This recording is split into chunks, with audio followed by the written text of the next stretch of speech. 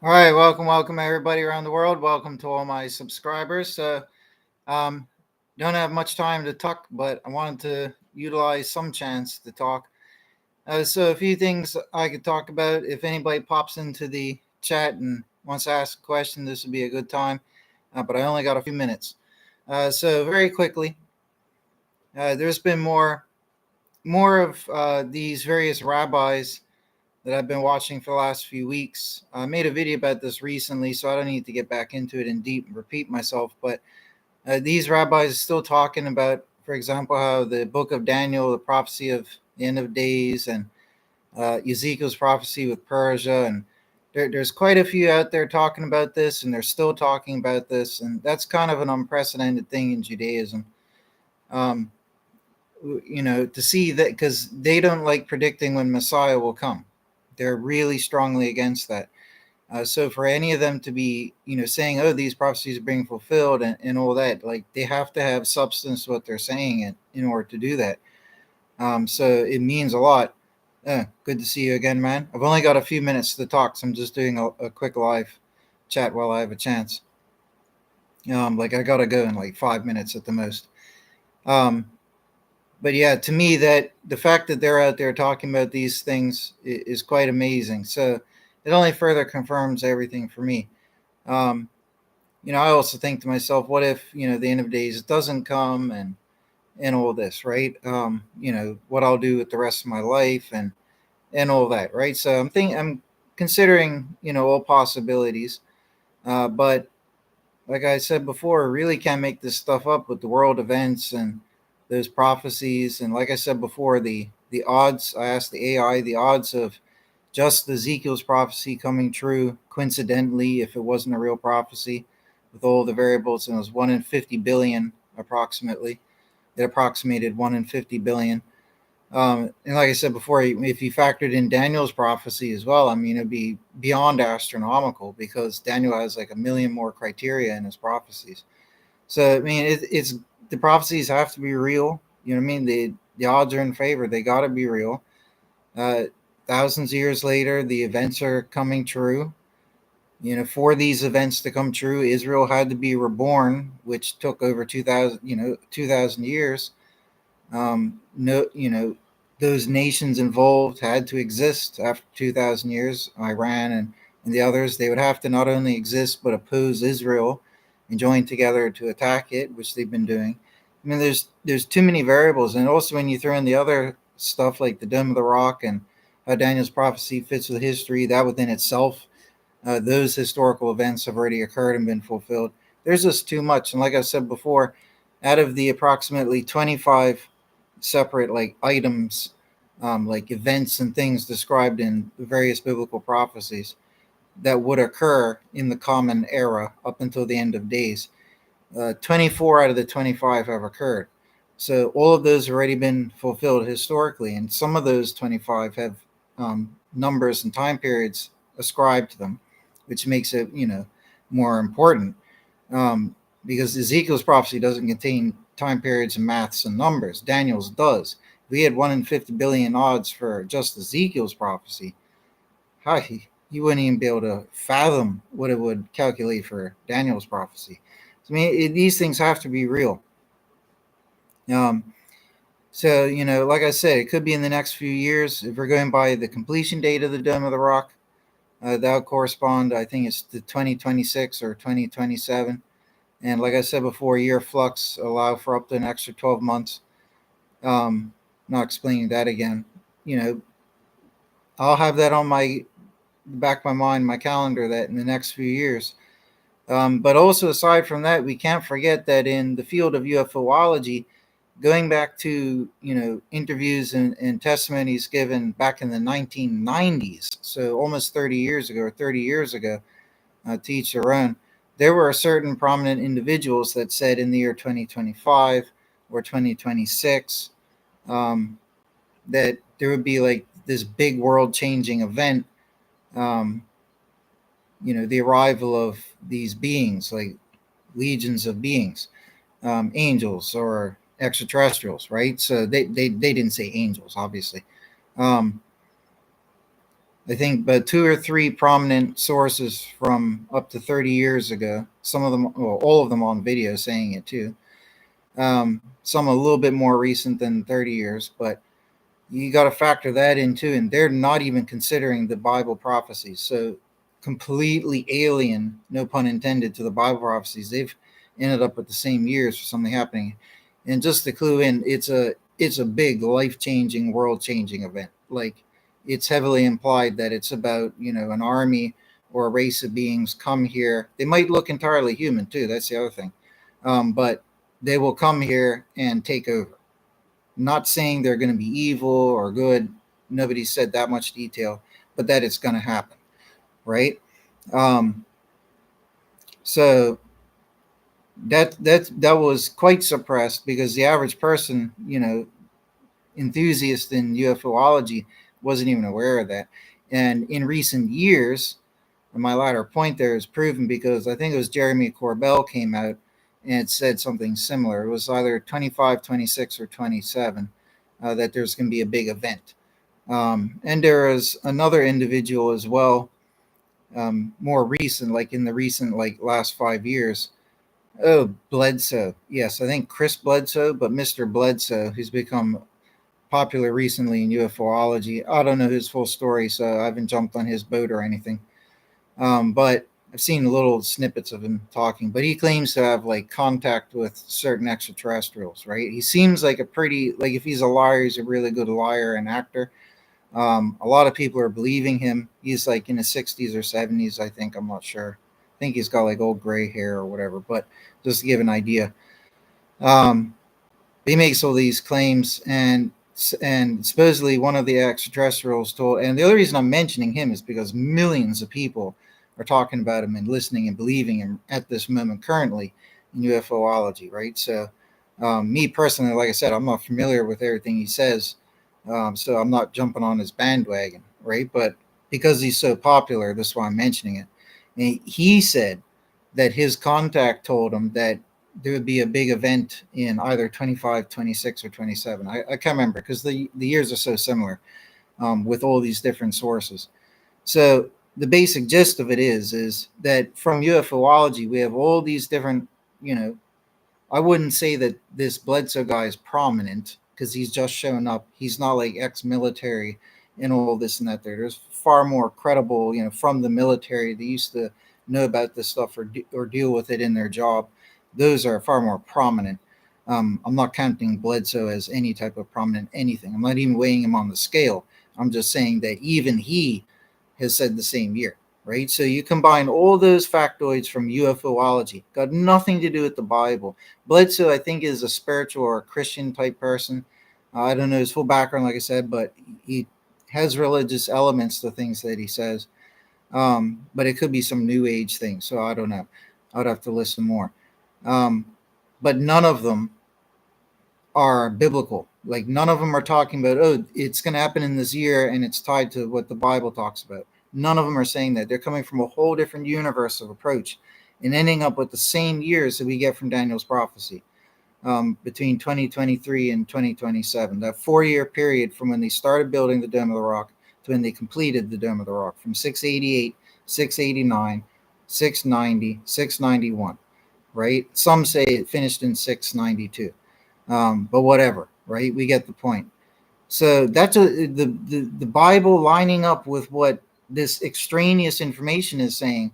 That's pretty uncanny too. And the extraneous information talks about an arrival, and it's a time for change, essentially. And that would completely line up with what the Bible says is going to happen, because countless places in the New Testament alone, it says that Jesus will be coming with legions of angels, and they're going to go around the world gathering the good and separating the wicked, and that the good will be taken up and transfigured and will be taken to a new earth. We'll go to meet the Lord up in the clouds, and go to a new earth, to our mansions in the heavens, and all this to regain our citizenship in the heavens, because our family is in the heavens, like it all says in the Bible. So when you think about that, that's the biblical approach. That's what the Bible says. And I've said before, messengers, which we call angels. In the Bible, messengers live in the heavens where the sun, moon, and stars are, in the constellations. So quite obviously, the messengers of the Bible are extraterrestrials, and a lot of them could look exactly like us, like they did in the Bible. And today, there's a huge class of extraterrestrials that frequent the Earth and have since the 30s and 40s. Um, and that's the Nordics or Palladians, and they look indistinguishable from humans, and they can walk amongst us. And the big disclosure secret is that they do walk amongst us. They look like Nordics, you know what I mean? Nordic people, and they're indistinguishable. You can't tell them apart. Um, so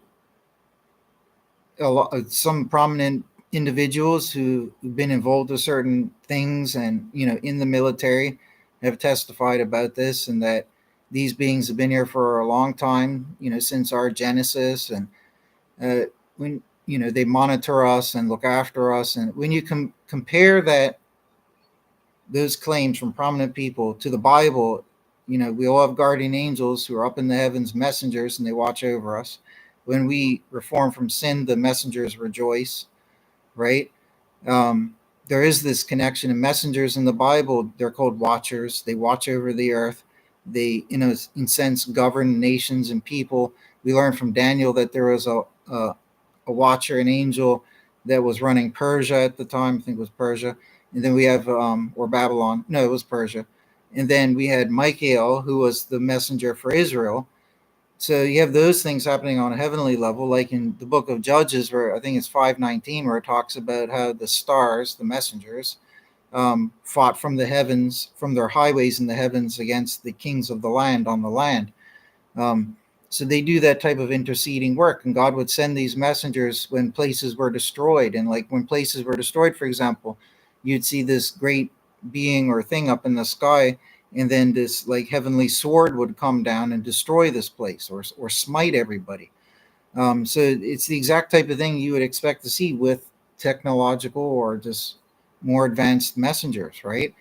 And so my point is, you combine what the Bible says is going to happen, and it gives such great detail, to what UFOlogy says. They are the exact same thing. The exact same thing. And it would explain why the majority of ET abduction cases, the people are, somewhat peacefully, in most cases, taken from their sleep or inebriated in some way so they don't get traumatized. Some type of medical checkup is done. There's rare cases where bad things happen or whatever, right? But generally speaking, the vast majority of them, the people, it's just like going to the emergency room for a person. Like, you had an accident, you don't remember what happened, you wake up in the emergency room numbed on narcotics or whatever, and you're like, oh, what happened? You don't remember what happened, right? That's like the majority of ET abduction cases. And the people who do remember things, they all talk about how medical examinations are done, and the people are always returned, right? And the beings even go out of their way to take people at nighttime when they're asleep and they're, relaxed in their body and all of that, and not with it in their mind. If they were they're obviously monitoring, visiting, and doing these experiments, or, tests on people, like checkups. If they're doing it, then they could be doing it during the daytime, but they don't. So the vast majority of cases, they do it at nighttime when people are asleep. And that's just like courtesy when you think about it. I'm obviously talking about the good ones, but the good interactions are the vast majority. So apparently, based on that evidence, it appears that these beings, often which are human or one of the other major types like the Greys, but real Greys look quite human, obviously different, but they're humanoid and they have human type face, just a little bit elf-like, you could say. There's a deep reason why these beings are here doing all the things that they did, because in the Bible, the Watchers, the B'nai Elohim, were attending Genesis, and even in the Sumerian texts and everything, it talks about how Anu, the chief of the gods, commissioned the Anunnaki to create man in their image. We can see all these parallels across many different cultures, not just that one example. But what it shows is that God probably did commission beings, some of which or all of which look just like us, to help create us as part of the Genesis. Like when the sons of God shouted for joy in the book of Job, like it says, "Where were you? And I founded the pillars of the earth," and the sons of God shouted for joy. So there were messengers in attendance. It would really, really explain why they showed up around 1940 something, when the Second World War, where they're trying to exterminate the members, the children of Israel, and then Israel being reborn after the end of the war in 1948. Now, this is when they predominantly showed up. They started showing up in the 30s, but again, that was during the war times, anyways. But they showed up major after Roswell around 1947, 1948. So it can't be a coincidence that they showed up.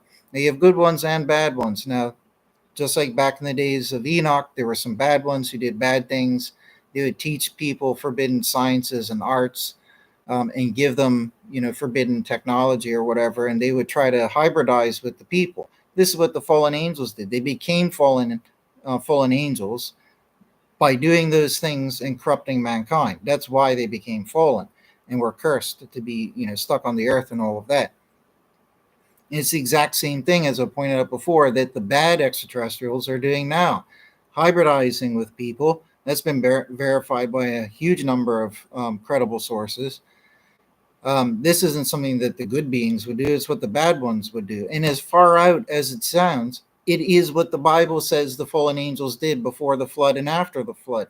They hybridized with the people, they gave them technology and sciences that the humans weren't capable of handling. And look what happened after the 40s. Once they got all that technology boost from the down crashes and everything, we went from being very technologically primitive in the early 1900s to getting computers, like computers being developed in the 40s, jet engines, all sorts of things, fiber optics, all this technology boom after the 1940s. It's because, in part, it was because of what was gained from these, what are fallen angels. So the bad ones have been doing stuff, sorry, for the last 75 years, but also the good ones have been going around monitoring. It explains why there's so many UFOs flying around. They're not invading us. When you look at the facts of it, in vast majority of cases, they're observing us, right? What reason? Some people say, are we a zoo? Blah, blah, blah, blah.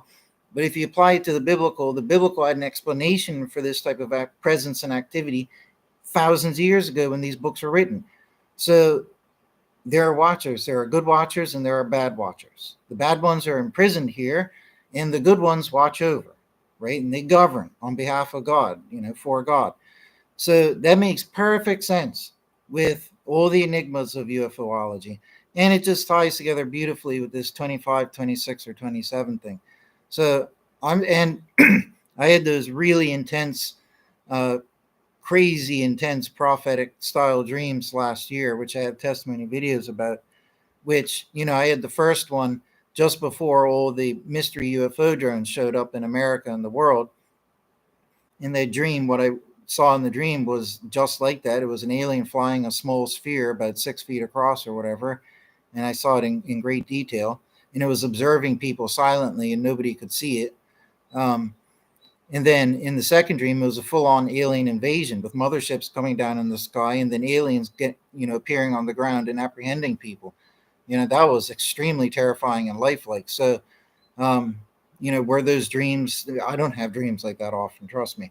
That's the first time in my life I'd ever seen an alien in my dream, like face to face, or at all ever. The prior dream, I saw it inside the little sphere it was piloting, but I didn't get a good look at the being. So it's not like I'm somebody who has crazy dreams like this all the time. That was a standout, like rub it in your face, like this is epically crazy dream, right? Why did I have this dream? Um, but if there is going to be this arrival of the legions of heaven and the arrival of the legions of the dark side, if this confrontation and battle is going to take place like the Bible says will happen, then it lines up with my dreams as well. Like it's just crazy. So I'm just staying prepared in case. I'm not trying to convince myself or other people this definitely will happen. But the Bible does talk about what is an arrival of fleets of extraterrestrials, but a lot of them will just look like us, like angelic people. And like a lot of them do now, the Pleiadians and the Nordics. So that's what we're going to see. And they're going to appear to people, come to people's homes. Maybe they'll teleport there. I don't know how they're going to do it. Maybe they'll phase in or beam in and be like, oh, it's time for the rapture. Are you ready to go?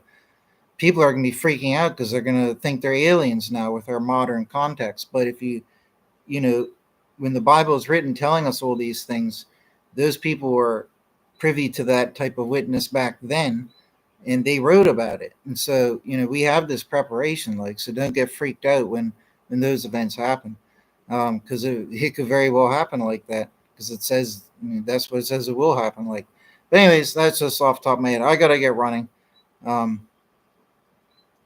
Yeah, exactly. In the 40s, computers were an entire room, and then they got dramatically smaller very, very quickly.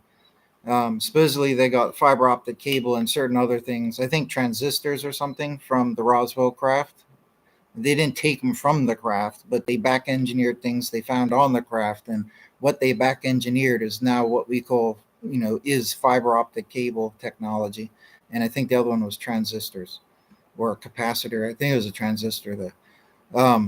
And that dramatically boosted our um, electronic technology capabilities.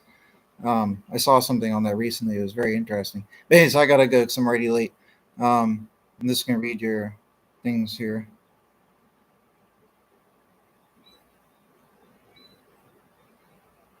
Yeah,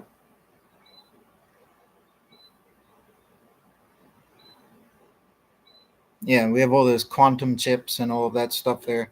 But I gotta go because I'm gonna get in trouble. So, uh, take care, folks. Thanks for stopping by, and see you all later. If I can, I'll do another video tonight, but I don't think I'll be able to.